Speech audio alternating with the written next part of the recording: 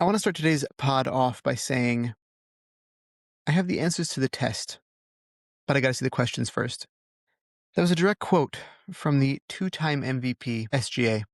Of course, two-time is predictive, but he is also sitting at 91% likelihood of winning his second MVP back-to-back.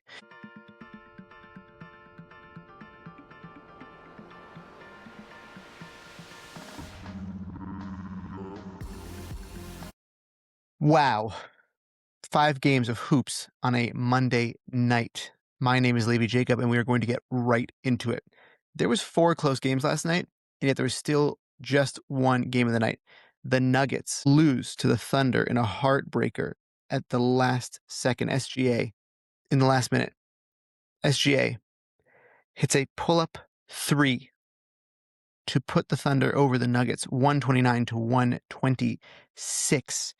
Shai simultaneously in this game, not only, shutting out all the haters who say that Jokic will win Jokic will win the MVP this year over him. Also broke Wilt's record of 20 points or more in 126 games, I believe is the record that is held currently by SGA. Back-to-back threes, by the way, for SGA. He just looks so incredibly confident. Really, him going out might have been the best case scenario for this Thunder team. He had 35, 9, and 15 with a steal and a block on 14 of 21 shooting. That's incredible. That's like 66% shooting, 67% shooting. 3 of 7 from 3 and 4 of 4 at the line. His true shooting was insane in this game. Jalen Williams, again, the center, 29 points, 12 rebounds, and 3 assists, 2 blocks. If you needed a Jokic, he's not a Jokic stopper, a Jokic equator, maybe. This is after, by the way, Jokic shouted out the Oklahoma City Thunder. I think it was yesterday or 2 days ago. He said he likes to watch them play. Jalen Williams killing it now. Isaiah Joe, 13, 4, and 2. Off the bench, A.J. Mitchell, welcome back. A.J. Mitchell had 24 points of 9 of 16 shooting, 5 of 5 from the free throw line. Man, this Thunder team is so much fun. They're still missing J-Dub. They're still missing Alex Caruso. No Chet Holmgren in this game. No Isaiah Hartenstein in this game. This team is just incredible. They are absolutely incredible. The reality is that watching this Thunder game last night, they don't just stand around anymore. They're they're running like offense. Like they're actually running offense. It's incredible. Everybody seems more confident. Everybody seems to not only know their role, but still trying to create space for Shai. I think that's a large part of the 15 assists, by the way. I want to spend some time on this game just because I think it was really, really remarkable. From the first to the second quarter, there was a large chunk of time that SGA didn't play. SGA did this in 39 minutes, by the way. Incredible. But there's a large chunk of time that SGA did not play. During that time, the Thunder were scoring just as effectively. They were just as competent. And this is against the Nuggets, who have been in a slump recently, but are still the Nuggets. Like, regardless of any of that, this is the Nuggets. Jalen Williams, by the way, went minute for minute with Nikola Jokic. Every single time that he was subbed in, Jokic, like the center, Jalen Williams, was in. Incredible. Really, really incredible performance. The three-point shooting that used to be an SGA weakness is now a strength for him, and he just looks so confident. And that quote that I used to open the pod was his answer at the end. They asked him, do you know what you're going to do? He kind of freestyled a little bit. They said, do you know what you're going to do, going into possessions like that you're all tied up? And he said, I didn't know I have the answers to the test, but I have to know the question first, which I thought was very appropriate and very, as the kids say nowadays, aura farming. Jokic, 32, 14, and 13, 12 of 19 shooting, 3 of 6 from 3. He always performs against the Thunder. It's so much fun. It's just so much fun. This series is really, I hope that this is a rivalry for the next 5 to 10 years.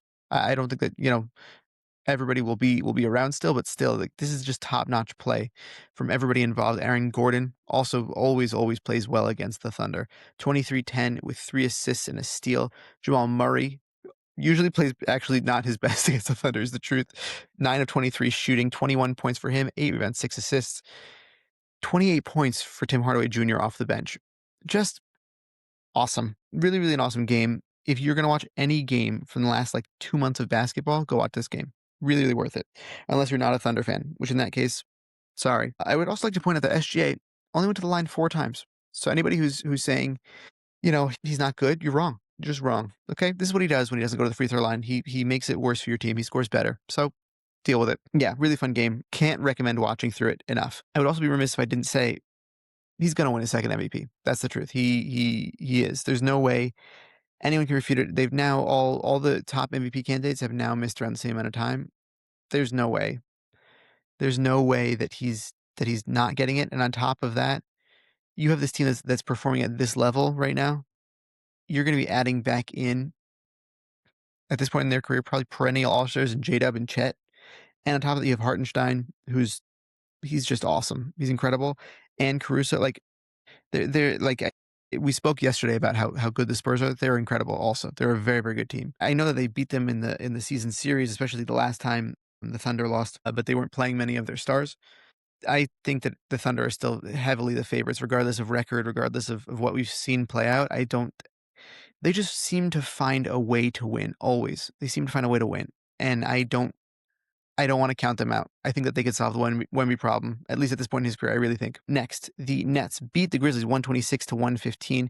This is actually a close game. I'm not going to spend too much time on this game because, again, it's not much to write home about. Daron Sharp had 19. That's the season high. That's the game high for the Nets. Just to know that the Grizzlies are doing the same thing as the Jazz. So many people are out for them. Every so often they switch off what guards are playing, but nothing, nothing too exciting about this game. And to top it all off, the Nets managed to get this win. I'm happy for them. They started tanking early. This Grizzlies team is tanking very, very early. And so are the Nets. The Nets are just bad. Not much takeaway from this game, other than the fact that it was close. It was fun that it was close. That's about it. There's not much rewatch value in this game. The Jazz beat the Warriors. Bryce Sensabaugh had 21. Also, the Jazz rested just about most of their guards at this point. Bryce Sensabaugh, as I mentioned, scored 21. Kyle Filipowski had 19, 15, 5, 2, and 1. You would just never expect it from Kyle Filipowski, you know what I'm saying? Keontae George played 24 minutes, 6 of 15, shooting 15 points. D'Anthony Melton had 22. Draymond Green played in this game. Brennan Podziemski, we mentioned last time, he's starting to play better, more efficiently. Remains true in this game. 5 of 10 shooting, 4 of 6 from 3, 14, 8, and 4 with 2 steals. That's a note to focus on because I really do want to. I'm interested to see what happens when Steph comes back. Seth played in this game. He had 13 points, but the Warriors are still, like, as I mentioned before, the Warriors are still playing their style of ball. I just think that there's more firepower in what the Jazz have to offer right now. And that's the story of this game. Nothing, again, not much to extrapolate from, but it was close. That's what I have for you there. This is a close game. The Knicks lost to the Clippers. That's not what you want to see. That's not what you want to see. The Clippers are now at 500. All right. The Clippers are at 500. We're addressing it. Kawhi Leonard had 29. Benedict Mathurin had 28. But if you're a Knicks fan, again, this is another game that you just don't want to see happen this way. It's just, you got to do better, Knicks. You got to do better. Karl-Anthony Towns, he played well. In 36 minutes, he had 35 points, 12 rebounds, 7 assists, 1 block, 13 of 17 shooting, 3 of 4 from 3, 6 of 8 from the line. Again, his defense is his defense. He's doing a little bit on defensive rotations, but it's not the prettiest. Jalen Brunson, 12 of 23. He had 22 points. Josh Hart did Josh Hart things with 12 and 13. But when you're watching this game, they just don't have the heart right now. They don't have the fight. And I don't understand it. And Kawhi Leonard looks like probably a top 5 player in this league right now. And it's insane. His defense and his offense, they're just on another level. Why couldn't he do this last year? I mean, he was doing it in the playoffs, but like, wow, he's he's Kawhi Leonard. You know what I'm saying? He's become the version of himself that we all know and we all loved to watch. Darius Garland started in this game 23 and 7 points. Kawhi Leonard, by the way, 8 assists. You don't always see him playmaking, but he did very much so in this game. A couple other guys in double digits, but Benedict Mathurin is the one I want to focus on. 8 of 9 at the line, 9 of 20 from the floor. There was no way they could make this work with the Pacers. I'm not upset about it because I want to see, talent spread out, but there was no way to make this work with the Pacers. Really? That's where we're standing with this because he's looking pretty good. He doesn't pass much. That's the truth, but he's looking pretty good. The Knicks, though, man, so disappointing. So disappointing, especially when Jason Tatum just came back. Like, they felt so much like the East was theirs to start off the year. We are no longer in that camp anymore. Jason Tatum with a Celtics team that has yet to find their exact flow and chemistry altogether looks much better than this Knicks team. The Pistons, who are on a losing streak, look much better than this Knicks team. I don't know what's happening. I don't think it can just be the chemistry. Man, it's just upsetting to watch because as a Knicks fan, I'm sure people. I asked the question if you'd rather have I mentioned it yesterday also, if you'd rather have the Hornets roster. After last night's game, maybe. Really genuinely maybe if you're a Knicks fan, because it was even rough to watch. Next, and last game of the night, the Cavs whoop the Sixers. The 76ers have a lot of injuries right now, more than usual. There was no VJ Edgecombe, no Paul George, obviously he's suspended, no Tyrese Maxey, and no Joel Embiid. What does that leave? Quentin Grimes had 17 points. Nice. Fun.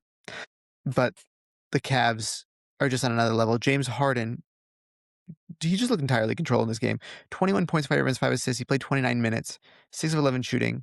Donovan Mitchell, 17 3, 6 and 2. Evan Mobley, again, as I mentioned last game, looked more aggressive. His old ways, 15 and 8. We still can't get to the 8 and 8 stat line. 3 blocks, though. That's nice. Keon Ellis, and I keep telling you, and you guys better get on the Keon Ellis bandwagon.